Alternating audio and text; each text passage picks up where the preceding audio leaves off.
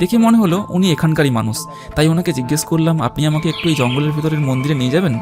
উনি একটু অবাক হয়ে বললেন, ভয় পাবে না তো? আমি বললাম, ভয় কিসের? উনি বললেন, এই মন্দিরে সবাই যেতে পারে না, কারণ এই ঘন জঙ্গলে অনেক সাপ আর হায়না আছে। তাই উনি সবসময় হাতে এই কুড়ুলটা রাখেন, যাতে বিপদে কাজে লাগে। আমি বললাম, আপনি আছেন তো, ভয় কিসের? তো উনি আগে আগে আর আমি পেছনে পেছনে চলতে লাগলাম জঙ্গলের ভেতরে। বেশ ঘন জঙ্গল, সত্যি বলতে একটু ভয়ও পাচ্ছিলাম, কিন্তু কিছুক্ষণ জঙ্গলে হাঁটার পরেই দেখলাম সেই মন্দির।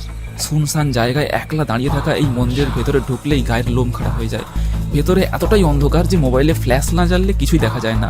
উনি আমাকে একা ঢুকতে বারণ করলেন, তাই ওনাকে সাথে নিয়ে ভেতরে ঢুকলাম। সত্যি কি আশ্চর্যজনক সেই জায়গা!